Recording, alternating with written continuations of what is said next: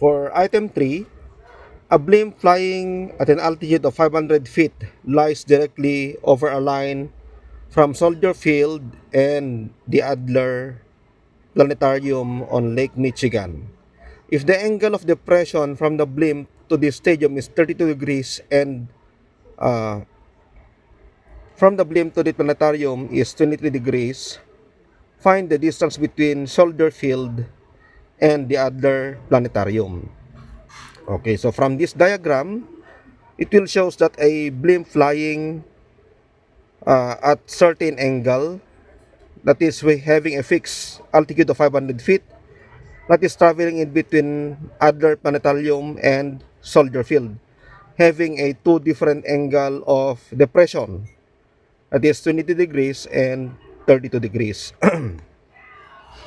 Knowing from the principle of geometry, from let's say angle point A and point B, the angle alpha, which is an angle of inclination, is equivalent to the angle of depression at the lower angle.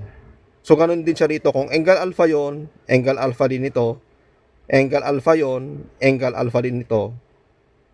To the extent that these lines, line 1 and line 2, are parallel and it will never intersect or will cross each other.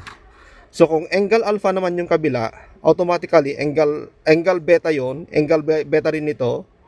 So with this angle beta and angle beta. So sa makatwid, if this is 23 degrees, okay, so this will automatically be 23 degrees. And also, if that is 32 degrees, automatically that is also 32 degrees. So we have made and designated some different variables, point A, point B, point C, and point D. And let's assume that is a right triangle having a fixed altitude of 500 meters. So meron tayong dalawang triangle. This is triangle A or triangle number 1, and this is triangle number 2, kulay red. Okay. So from triangle number 1, since we have a given value of altitude and the unknown value for, let's say, from point A to point D is value x, and from point D to point B is value y. Okay, so using tangent function, so tangent 30 degrees is equal to opposite 32 degrees is equal to opposite over adjacent.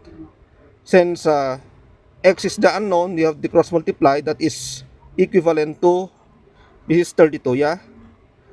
500 divided by 32. So let's check it. 500 divided by tangent of 32 degrees will give us 866.03. Okay, so 32. 500 divided by tangent of 32 will give us 800.17 feet. Okay, that's the answer. So, and on triangle number 2, that is tangent 23 is equal to 500 all over y, or by cross multiplication, it is equivalent to 500 all over tangent of 23. So 500 divided by tangent of 23 will give us 1177.93 feet.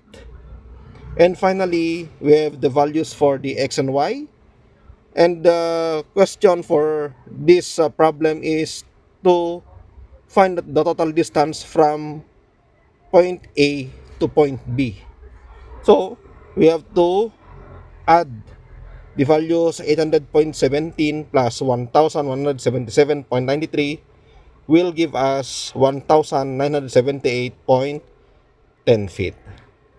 Okay, so I hope you understand and followed.